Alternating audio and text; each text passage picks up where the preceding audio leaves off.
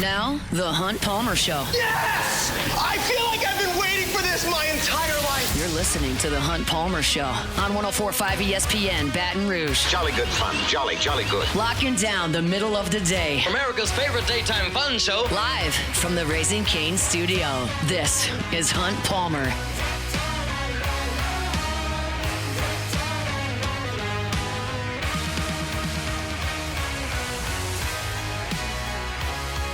Welcome in. I'm Palmer coming to you from the Raising Cane studio downtown in the capital city on this Tuesday. Means we're brought to you by Immense Network, Cloud IT Management, Jordan Kitchens, Cassie Spazzali. Back there on the ones and twos. We'll do a lot of our normal Tuesday stuff here.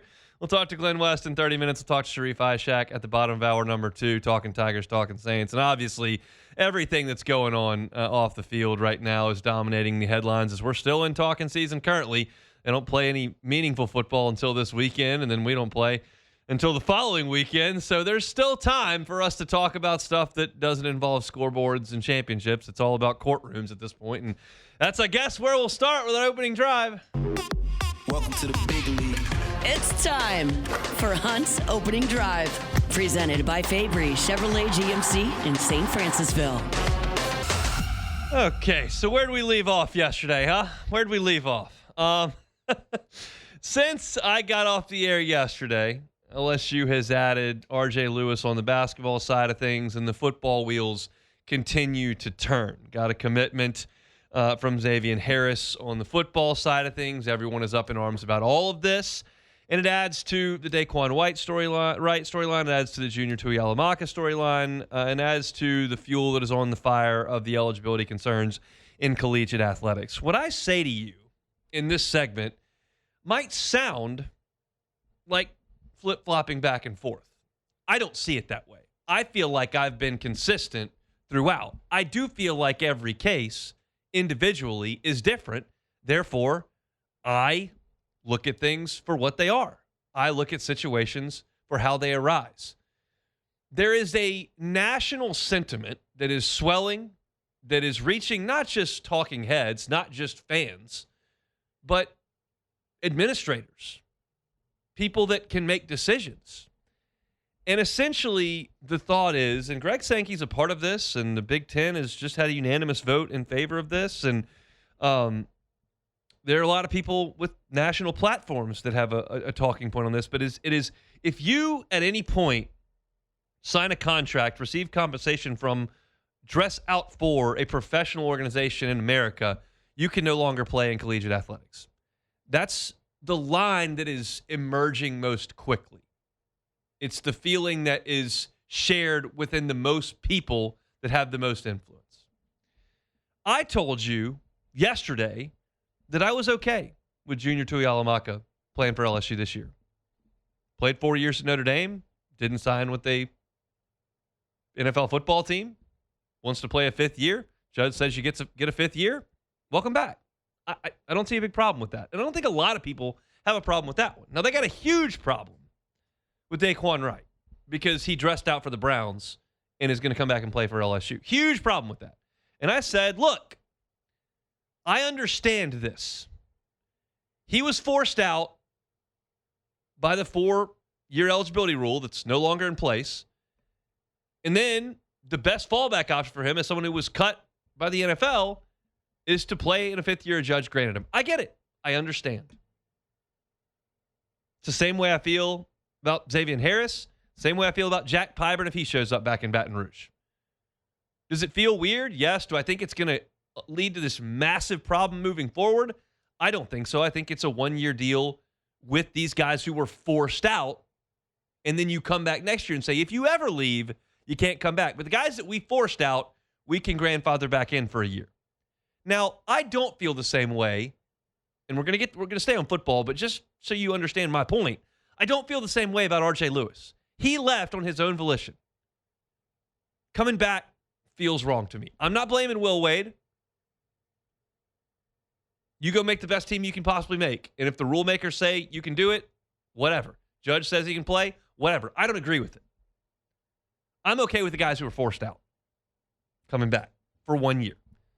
Now, as I said yesterday, I do not need third-year college players foregoing their fourth and fifth years of eligibility, becoming third-round picks in the NFL draft, struggling to make a team in year 2, saying, hey, I got 5 years to play. I know I played for the Jets last year, but I'm playing for Auburn next year because that's going to pay more. No, I do draw a line there. There is a line, and it has nothing to do with my love for LSU. None. R.J. Lewis just got instated to play for LSU. He was the Big East Player of the Year. He's going to be an All-SEC player if he's allowed to play.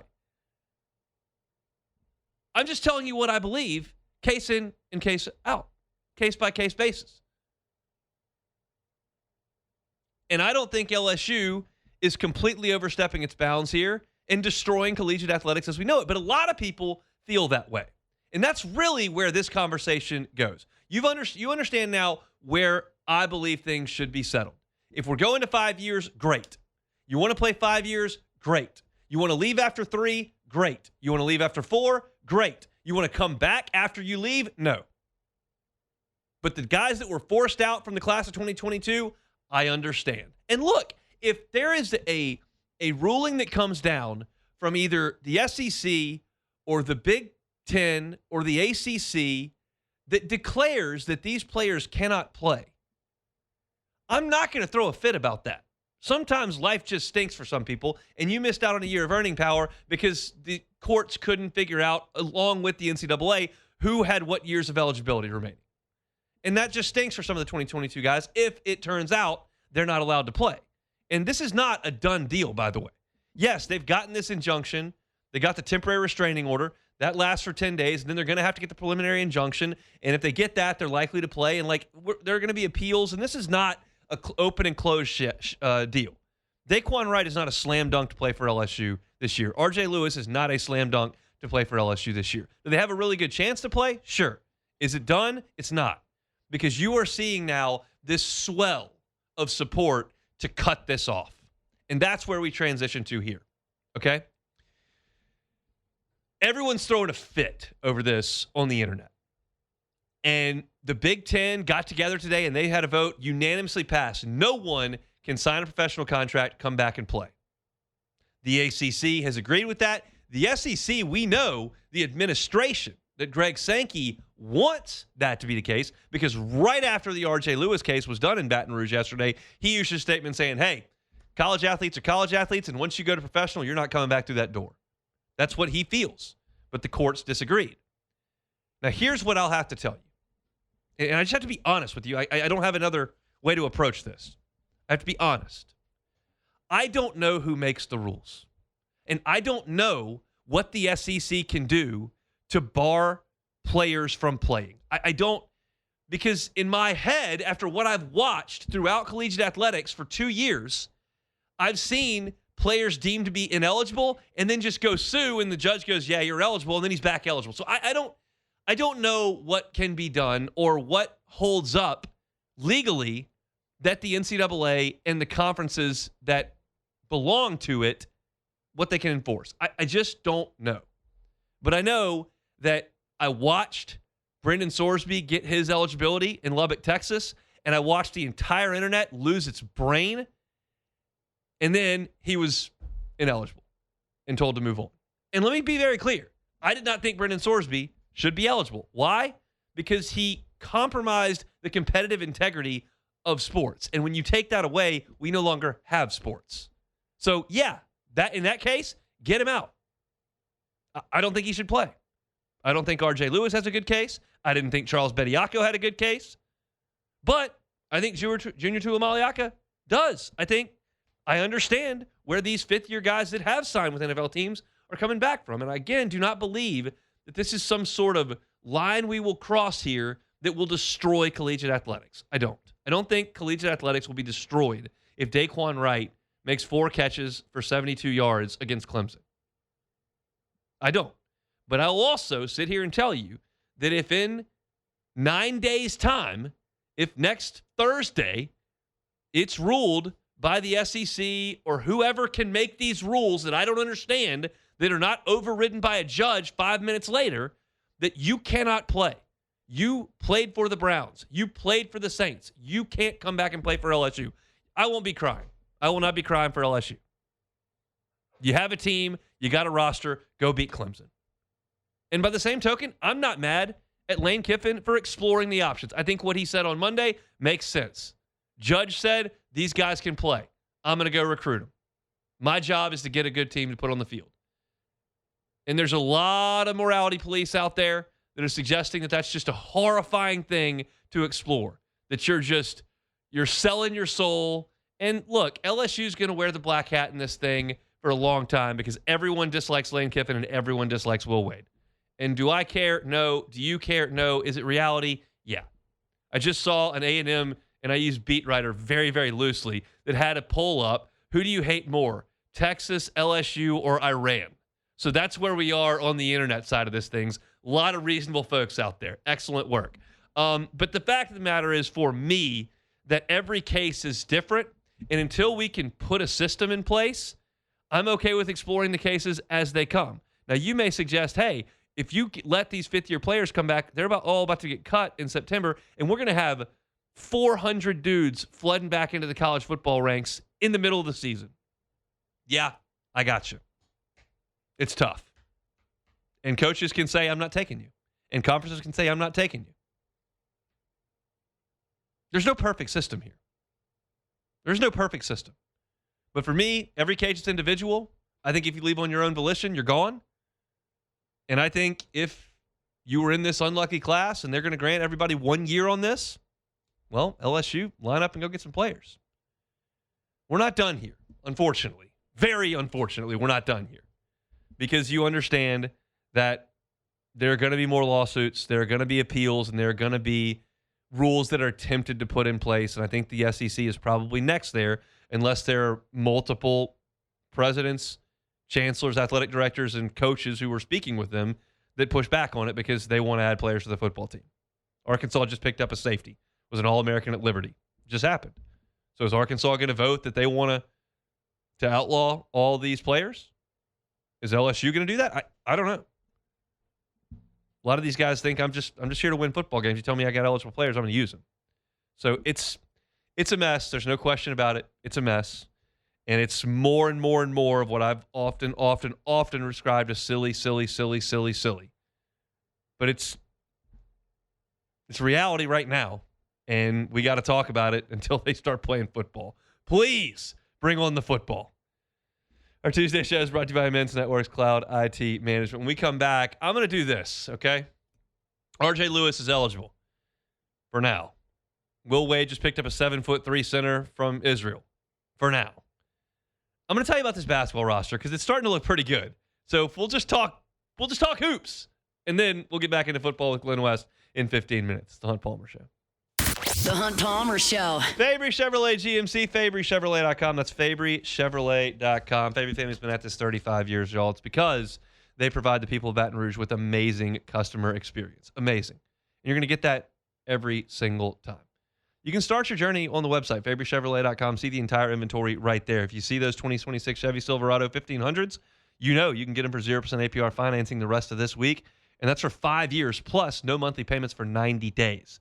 Want a 2026 GMC Sierra 1500, 2.9% APR for 72 months plus an additional $1,500 in allowance? You can do that until August 31st. You got less than a week. Also, a great selection of pre-owned vehicles that'll fit any budget. Go up and see them, Highway 61 in St. Francisville. Check them out online at FabryChevrolet.com. You're listening to The Hunt Palmer Show on 104.5 ESPN, Baton Rouge.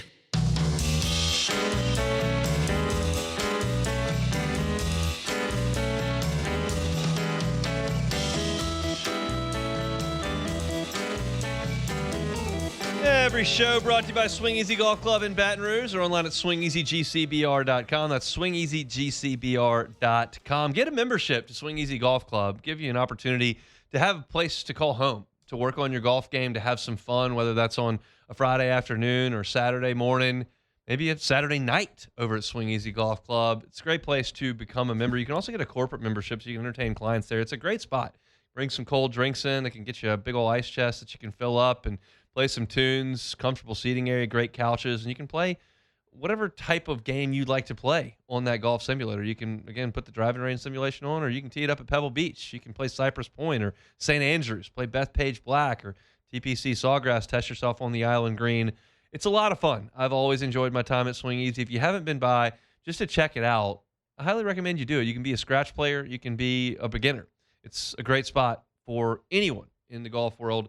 And again, it's not 100 degrees in there, which is a good thing over at Swing Easy Golf Club. It's on Segan at Perkins, swingeasygcbr.com.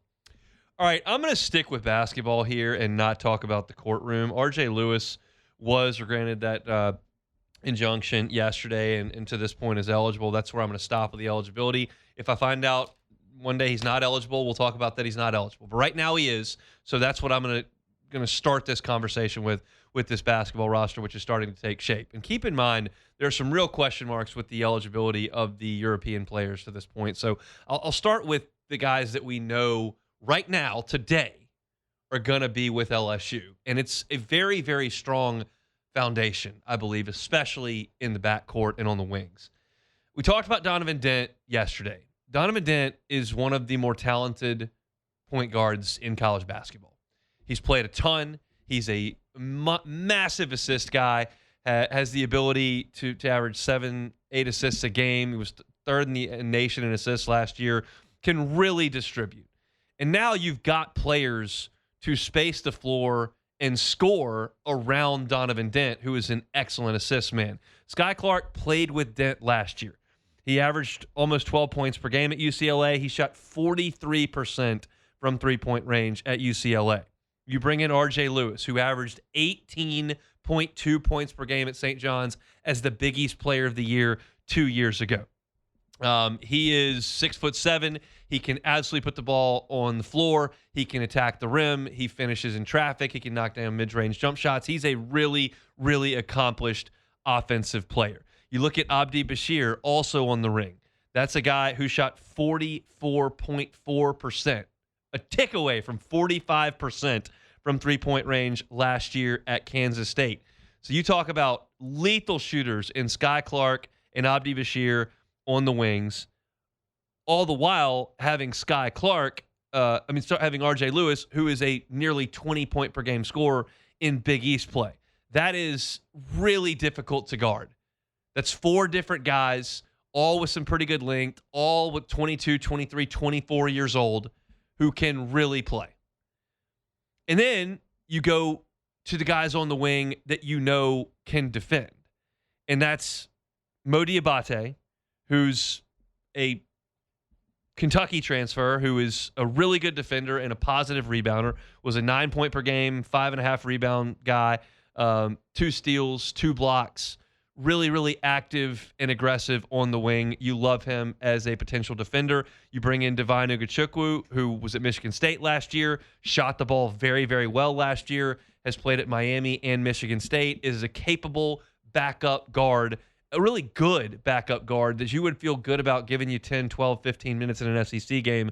He will be part of this team as well. And then you've got Austin Nunez, the UTSA transfer, who is a reserve piece for this team as well. That is the nuts and bolts of your team. Donovan Dent at the point, Sky Clark at the 2, RJ Lewis, Abdi Bashir, and Mo Diabate on the wing, Ugachukwu on the wing, Nunez as a backup guard. That's 7 guys. Yes, they're in. No eligibility concerns except for Lewis. That's the group that you feel good about right now. And then you've got the names that we've talked about, but we don't have any clarity on. And a lot of that is of European influence. Like Saliu Niang would come in and be a dynamite defender, elite athlete, above the rim player, awesome finisher who is great playing off the ball and would be great playing with guys like Donovan Dent and RJ Lewis, who can really drive and can really distribute. He's not a great shooter. He's not a great shot creator, but in space, he's a dynamo athlete that would be awesome. And I know that he has spent time in Baton Rouge this summer and that they're planning to get him eligible, but that hasn't happened to this point publicly. And then you've got to get to the front court where LSU just does not have the requisite numbers officially. Like every single front court player they have is in some sort of eligibility concern. I think their best chance to get one eligible is Michael Ruzick. He's 19, 20 years old. He played just a couple of years professionally as an 18-year-old. has not made an astronomical amount of money, is not super old. I think they got a decent chance to get him eligible. Marcio Santos is 24. He's played, he's Brazilian. He's played in Israel. He's played professionally for 4 or 5 years. There's significant concern whether or not he will be on this roster. Like, he would be great. He's a really talented player. He can shoot the three very well as a stretch big. He's big enough, and obviously at 24, 25 years old, physical enough to go down there and play with the college game. Like, he would be good. There's significant concern whether or not he can get eligible. And then you've got today's news where LSU got a commitment that I've confirmed from, help me out, not sure, he's Israeli, Gilad Levy, whatever. He's 7'3". That's what you need to know about Levy. He's 7'3", and he's 24 years old. He's played 4 years of basketball in Israel and Spain. He's not played a ton. Like, it's not some like all-star from over there. In fact, he played 18 games in the 2024-2025 season, and he only averaged 5.5 minutes per game. He scored 1.5 points, blocked 21 shots in 18 games. He's played 51 professional games, but he's 24 years old, and he's played a lot of professional basketball. I don't know if he's eligible or not, but they've got him signed, and he's committed to come to LSU. If LSU can put together a front court class that has 3 of the 4 guys I'm telling you about, Michael Ruzick, Marcio Santos, Bryce Desert, who we didn't get into, and then today's edition, which is Gilad Levy. If they get 3 of those 4, this is a team that can compete at the top of the SEC. That can be a top 5 team in the SEC, I think. I don't know every team in the SEC, but that's UCLA's starting backcourt from last year, a 24-win team. It's the former Big East Player of the Year. It's a starter from Kentucky in Mo Diabate, who did not start the entire season, but certainly did start for Kentucky last year. You're talking about a starter from Kansas State who shot 44% from 3, a starter from Michigan State who was a 44% three-point shooter, some 23, 24-year-old European professional bigs. Like, say what you will about the way this roster's been put together, the rules and all that kind of stuff. I don't want to talk about that today. But not with basketball when they don't tip off until the first week in November. I'm just talking about what this looks like on the floor if it's on the floor. And if this team is on the floor, it's good. It's really good offensively in the backcourt, really tough to guard, plenty of shooters, plenty of drivers, plenty of grown men with tons of experience. And in the post, you're talking about some old guys that have some skills that have played high-level professional basketball in Europe. It's a very, very, very capable roster if it comes together. Now, here's the deal with Will Wade. He is going to always have a plan. And you may not like the plan. You may love the plan, LSU fan. Everybody else may not like the plan. Jeff Goodman's tweeting out yesterday how bad Will Wade is for college basketball. Whatever. That's not my role. I told you this. I don't love the 25-year-olds from Europe coming over, and I don't love guys who give up their basketball college career to move on and then come back. But Will Wade scoured the country and then the globe to put this together, okay? And what you have in Baton Rouge right now is a group of coaches that are not going to be first on everyone's Christmas card list, all right? It's just the way it is. But if you're an LSU fan and you want wins and you want high-level play and you want competing for championships at the top of the SEC and into the postseason, you've got a football coach right now who is willing to fly to Knoxville to go get his quarterback who's left and is visiting another school, to fly to Atlanta to talk to Jordan Seaton to get him in, to lay the groundwork to get players that may be eligible by a court order from Cleveland in the preseason. You've got a basketball coach that is willing to go to Europe and find players to put on his roster, that is willing and had the foresight to know this 5-for-5 thing was coming and put this together. And you've got a baseball coach that recruits as ridiculously hard as anybody in the game. Did you see the portal class from this year? Your women's basketball coach just went to Russia and got a player. And we're going to talk about that at the end of the hour because we honestly know what was the result of that. But the effort and the intensity at LSU to put together the best team possible under the current guidelines, and I wouldn't even call them rules, it's a group of hustlers. It is a group of hustlers. And LSU will wear the black hat, and no one is looking at LSU favorably right now. But to me, this is not like Will Wade getting caught on an FBI wiretap. This is not like a cheating scandal. This is not like the basketball program getting put on probation. This is a system influx and coaches that are willing to go the extra mile to put players on the field, on the court. It's not going to be everybody's cup of tea, but you would have a hard time arguing that LSU hasn't assembled a group of coaches that are fiercely competitive when it comes to roster building. And you can sign me up for that because I have seen these programs, all of them, over my time following LSU sports, where the effort in recruiting was not there. I've seen it in football. I've seen it in basketball. I've seen it in baseball. And that's not a lot of fun. It's really fun when you got coaches that are willing to do what it takes. And right now, these are. So this is a good basketball team on paper, but it is very much on paper right this very second. We'll talk some Tigers with Glen West when we come back. The Hunt Palmer Show. First American Bank and Trust. First American Bank and Trust. FABT.com is the website. That's FABT.com. 25 locations throughout Southeast Louisiana. Means there's always one near you. They've been growing and growing and growing and serving their communities for 116 years. If you do something for 116 years, it stands to reason you're doing it right. And so you know if you bank with First American Bank and Trust, when there's a decision to be made on your personal loan or on your commercial loan, it's made in Southeast Louisiana. You know when you've got a question or an issue that arises with your bank and you call First American Bank and Trust, you get someone in Southeast Louisiana. You know you can stop in that day if you're in Southeast Louisiana. If you've got to make a phone call out to San Francisco to get to your bank, how good's that customer service going to be? It's never an issue at First American Bank and Trust. 116 years serving Southeast Louisiana, 25 locations. Stop by one today and check them out online at FABT.com. This is the Hunt Palmer Show on 104.5 ESPN, Baton Rouge.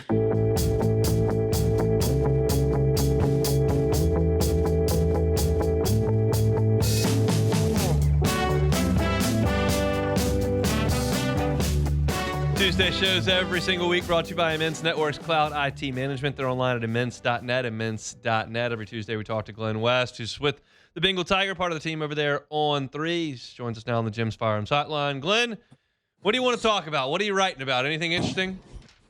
Yeah, there really hasn't been much to talk about since the last week, right? Not much. They haven't really been keeping us busy. I'm just ready to get to Clemson. It'll get here one way or another. I just don't know what we'll have to jump, what hoops we'll have to jump through to get there. What is gaining the most traction for y'all right now on the message board? Is it the court cases? Is it Clemson? Is it basketball? Like what's driving the conversation over there at the Bengal Tiger? Yeah, I would definitely say the court cases and just the new players and all the ambiguity that seems to be up in the air right now on whether or not this can get through the finish line. I mean, I feel like we've been talking about this for months because we've been dealing with it for basketball, but now for it to be, kind of flipped on its head here 2 weeks before the football season, I can't say, 3 weeks, 4 weeks ago that I expected this to be kind of the overwhelming conversation right before the start of the season. But look, LSU is taking the approach. Lane Kiffin's told us yesterday, these new guys are eligible. These guys that they want to recruit, and they are going to go out there and try to make this team better. And they've gotten 3 of them so far with Tua Halamaka, the edge, and then, of course, Daquan Wright, the tight end, and now most recently here Zxavian Harris, the defensive tackle. And all 3 of those guys fill positions of need, and I think could help this team eventually whenever they can get cleared and get on campus and get into their systems and whatnot. But it seems like there's a lot of stuff that's going to happen between now and then. Yeah, based on circumstance, which of the 3 do you think is the biggest or most immediate impact? I would say Zxavian Harris, to be quite honest with you. I think defensive tackle, I think they love the young talent that's in there between Juice Geralds and Richard Anderson and, some of the depth that they brought in this year as well. But Harris is just, he's an all SEC caliber player if he comes in and is able to perform much like he did last year at Ole Miss. And I think he's somebody that you instantly plug and play to that interior defensive line and makes LSU's ceiling much, much higher in that room, and probably makes that defense's ceiling a lot higher too. And so I would probably lean Harris as the guy that would come in and make the most instant impact. But look, I mean, Daquan Wright is also a really, really talented tight end at the college level and has shown that in this system and in this scheme. So I think really either one of those two could come in and make a really instant impact with this program. Where do you think Junior Tuihalamaka would slot in on the depth chart here, knowing what you know and understanding that there are a couple guys that aren't with the team right now? Yeah, it's tough to figure out because he's the one player here that is kind of on the outside coming in. These other guys at least have some familiarity with Lane Kiffin. They have some familiarity with the system to some degree. I think Tuihalamaka hasn't been with an NFL team. He hadn't been with the college team since he probably left Notre Dame's campus back in January or February. So he's probably been working out on his own. You got to get him in and see what his conditioning is like. And so I think the ramp up process for him would probably be a little bit more, longer. But I think if you can get him in as quickly as possible, and if he has this injunction case, which is going to be heard next Monday on the 31st for all these guys, and they all get cleared to play, I would imagine he's somebody that can help you, week 3 hopefully against Ole Miss, week 4 against Texas A&M, because one of the strengths that he has as a player is kind of being a run stopper at that edge position, and so that would certainly help if you're playing Trinidad Chambliss, Kejuan Lacey, and Marcel Reed. No question about that. Let's quickly pivot to RJ Lewis, and then we'll finish with football. What's your feeling on that ruling, the impact it could have on an LSU, and just how likely it is that he plays for LSU this year? Yeah, I'm still approaching this with guarded optimism. Like, this was a logical next step here for LSU, that they were going to get this injunction here on Monday, and then you're going to have to just wait for the appeals process to play out with the NCAA. And so I think we might have talked about it a little bit last week, but I do think the next step here is going to be the NCAA has a couple weeks to respond to this. They have a chance to appeal, and I think that appeal will be heard before the start of the college basketball season. So we'll know before the start of the season whether or not Luis is going to be a part of this team going forward. But for right now, Will Wade and those guys can at least hold their head up high that they got to this step, and that he's at least right now, if LSU had to play a game tomorrow, he's eligible. But he would be a massive piece to this thing. He would insert into your starting 5 immediately, be one of your best scorers, probably will be one of the best scorers in the SEC. But I'm approaching this with guarded optimism, because I'm not sure how likely it is that we get to November, December, and that he's playing on this team. So we'll see. A lot of pushback on the World Wide Web after that ruling yesterday, including some from the Southeastern Conference Commissioner. So we'll certainly see. As we transition back to football to kind of wrap our conversation up here, Lane Kiffin was asked on Monday about having a number 1 wide receiver, and the first words out of his mouth was, "We're still working on that." Essentially, he's kind of saying we're just evaluating the group as a whole. Do you have a couple of guys that come to the forefront for you as guys that you expect to see more often than others? Yeah, I would still say probably Jackson Harris is going to be in that mix. I would say Eugene Wilson has made a real big push here in the offseason, and particularly in fall camp. I think he's going to be very much involved in this passing offense from week 1. I think Winston Watkins and Jace Brown are maybe the other 2 that you see here, kind of that core 4 group that I think can play for you at wide receiver. But I do think it's probably going to be a little bit about, who LSU has, who has the hot hand on a particular week. Like, I don't know that any of these guys are going to be like your clear-cut number 1 or clear-cut number 2. I think they all are going to have their opportunities here earlier in the season to kind of help define those rules. But I do think that those 4 will contribute a lot. I think Trey'Dez Green will be used as a wide receiver a ton as well, and so that would certainly help. If LSU can get Daquan Wright in here in the next couple of weeks too, he can kind of slide in as that kind of every down tight end, and you can do whatever the heck you want with Trey'Dez from that point. I know that you've seen as much as the team as I have, so I'm basing this off the question that I'm asked quite often is how's Levitt look? And I go, well, I don't see a lot, but y'all are talking to people. You've got scrimmage reports. We've seen some practice. Like, what's your anticipation for Levitt big picture? Is he a guy that's going to be competing to be an all-SEC quarterback? Is he a guy that you still think is coming back from injury or has to get acclimated to the system? Like, what's your Levitt read? I think he's 100% healthy and he's moving around great. And then, everybody that we hear and talk to within the program says he's doing all the right things and is moving around with no limitations. And so that's a really good sign, right? And you really want to see that right from the get-go here of the 2026 season. I just want to see what he looks like in a game setting, though. I mean, we just have not seen him in these practices go very. I mean, we get the 10 minutes there for throwing against air. And so I think from a running perspective, he will be a game changer for this team.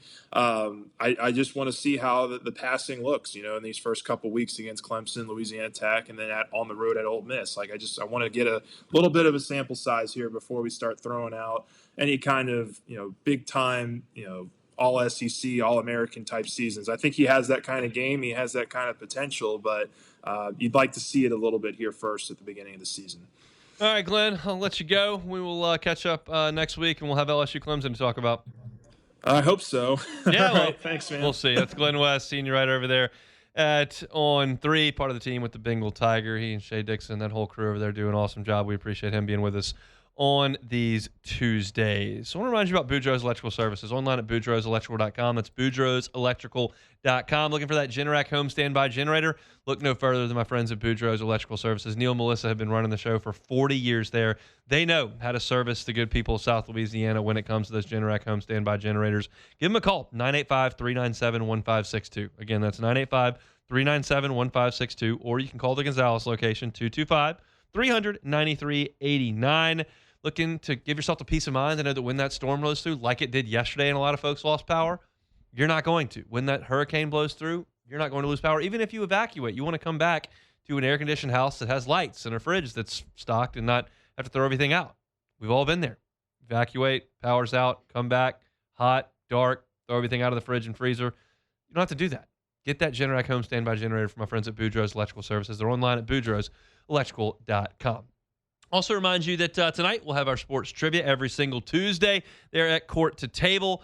Very much looking forward to that. You can come find us at 8 o'clock. You can stop by tonight with a team. You can stop by yourself. Come to Court to Table. We'll be going sports trivia from about 8 o'clock to about 9:15, so not all hours of the night. And you can win gift cards, eat their great food, great drinks as well. So always enjoy our Tuesday nights over at Court to Table at 8 o'clock. I know that the Skip Burtman Memorial Service is opening up the doors at 6 o'clock tonight, so you can get on by the PMAC for free and celebrate Skip's life there, absolutely. And if you want to stop by for a late dinner after those festivities conclude, we'd love to have you at Court to Table. Always appreciate that. And I always appreciate you all for coming out on Tuesdays. We still got plenty to get to over the course of this show. Sharif Ishak's going to be with us in 45 minutes. Yesterday, we didn't really get to the Deion Jones move that brought a running back in for New Orleans, so we'll get into that at the top of hour number 2. We'll also get back into some LSU football, some stuff on the field. I wrote about the wide receivers earlier today with a quote from Lane Kiffin from yesterday, and want to get a little bit deeper into that, so we'll do that in hour number 2. So hope your work week's off to a good start. Our Tuesday show is brought to you by Immense Networks Cloud IT Management. We'll step aside. When we come back, some moving pieces with LSU women's basketball, and I get it. We'll talk about it next. The Hunt Palmer Show. Marucci brings you our shows each and every day. Get you a membership over there to the Hitter's House at Marucci. Why would you get a membership to the Hitter's House at Marucci? Well, because 24 hours a day, 7 days a week, you can have access to their awesome facilities. So if you've got a youth baseball or softball player that wants to make sure his or her game is staying sharp throughout the fall into the winter months, no better place to do that than at Marucci. And stop by after school, stop by on Saturday morning, stop by Saturday evening. The Hitter's House is open for you, and you can use your membership capabilities to go in there and work on your game. You can also take a tour and learn where the official bat of Major League Baseball is made. 1,200 of them every single day sent to the best players in the world. It's all right there at Marucci. Check them out online at maruccisports.com. This is the Hunt Palmer Show on 104.5 ESPN, Baton Rouge.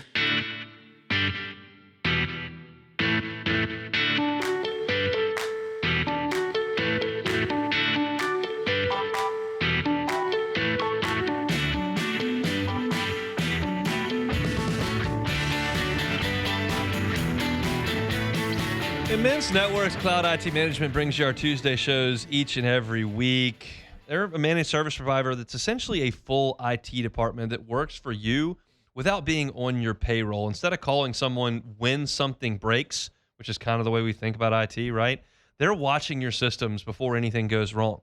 You pay one flat monthly cost, and that replaces those unpredictable repair bills that you always come across when it comes to IT, those surprise emergencies. No, those are not going to cost you anything extra. You're going to have that baked in with your deal with Immense. And they've been doing it for a long time in Baton Rouge, over 2 decades, not a national call center. They're local, and they know this market. So if you're a business, 50 to 100 people, that's kind of the sweet spot for Immense to come in. They can monitor your systems 24 hours a day, 7 days a week, aid your current IT department, and make sure that your cybersecurity is where it needs to be and that your network is up and running so that you can handle your business and Immense can handle the network that runs it. It's all there at immense.net. Immense Networks, Cloud IT Management, online at immense.net. All right, complicated story here as LSU women's basketball picks up a player this month and now yesterday loses one. If you missed this story back on August the 14th, Russian post player Anna Mineva signed with LSU. 17 years old, 6'5", Russian post player that Kim Mulkey brings in. The quote in the release said, "I'm thrilled to welcome Anna to our family. She's got the experience, skill set, and size to make an immediate impact in our front court. It takes tremendous courage to leave home at 17 years old and travel across the world to pursue a dream. I'm excited to support and guide Anna as she begins the next chapter at LSU." So that was 11 days ago. And yesterday, we find out that a current member of LSU's women's basketball program, Kate Koval, has decided to leave the program. And you think about this time of year, the transfer portal is not open. You leave the program now, you don't have anywhere to go. So it's a very, very difficult decision for Kate Koval to make, and one that surprised me just to read it, not understanding the situation. And this has not been reported publicly or not confirmed by LSU, but certainly a lot of folks who cover the women's basketball program have written to the extent that Koval, who is from Ukraine, whose father is in the Ukrainian military, may not be really excited to welcome in a Russian-born player from Russia to the program. This is one of those, I don't really get a vote. I don't have a strong vote here, but if Kate Koval, who has roots in Europe and whose dad is across the world fighting a war, doesn't feel comfortable being here because someone who's from the opposition is in her locker room, that's her prerogative. I cannot, under any circumstance, fault her for that at all. I cannot put myself in those shoes. Cannot. It's just not something here in the United States that we have dealt with. And so it's a shakeup for the women's basketball team, no question about it. And right now, that's all it is. It's not as if, I'll stop short of that just to suggest right now this is just a personal feeling. And I cannot blame Kate Koval for that at all. I'm not savvy enough to break down Anna Mineva's game as a 17-year-old Russian and determine what she brings versus what Kate Koval leaving means for LSU. I do know that Koval was somebody that LSU was excited to get from Notre Dame. I do know that last year she averaged 8.3 points, shot 56% for LSU. She started 17 games, came off the bench in another 18, and was certainly a rotational piece for a good LSU team. And a year older, moving into her junior year, I would imagine would have been a fixture in the post for LSU. And I don't know whether or not this young freshman who's coming over is going to be able to fill those shoes, fall short of that, or be better. But the point is that there are some that feel like Kate Koval is stepping out of bounds here, and like, why would you abandon your team? Like, I'm not even going anywhere near that. If you feel like, based on the conflict that's going on that involves your father, and you feel like it's not as important, the basketball side of this is not nearly as important as that to you personally, and you want to step out, that works for me. It's a very, very delicate situation, and I can't claim to understand every aspect of it. I can respect it, no question. And to the point that we made previously in this hour, like Kim Mulkey's got a job to help LSU women's basketball win as many games as possible. And it's certainly not against the rules to go get a 17-year-old Russian player to come in and bolster your front court. But you do have to weigh what that means to your locker room and all the players that are in it. And in the statement released, Kim Mulkey said she had numerous conversations with Kate Koval about this, and she completely respects where Koval's coming from. And that's the decision that's been made. So LSU will move forward with Anna Maneva and without Kate Koval. And I don't know what this means for Kate Koval in 26, 27.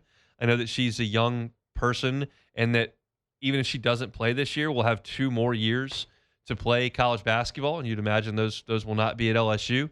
And that's an unfortunate circumstance for the women's basketball program for Koval, who we believe loved LSU. That's what it says in the release. But if this is the way she feels about it, I completely respect that. And that's just a very, very tough situation to deal with. So there's a bit of news there from LSU women's basketball as Anna Maneva in. Kate Koval says that means I'm out. So that's it for hour number 1 here on a Tuesday edition of the Hunt Palmer Show. Started things up talking about all the massive upheaval with LSU taking former professionals and putting them on their baseball and their football and basketball teams. I also just talked about the LSU men's basketball roster, which from a backcourt perspective looks phenomenal. We'll see what they do in the front court. Also chatted with Glen West. You can catch that at Hunt on LSU.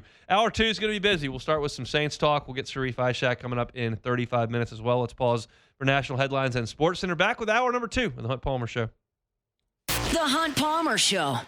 Fabry Chevrolet GMC. They're online at FabryChevrolet.com. That's FabryChevrolet.com. Awesome, awesome deals on those trucks at Fabry Chevrolet GMC. So get on by and see them. 2026 Chevy Silverado 1500s.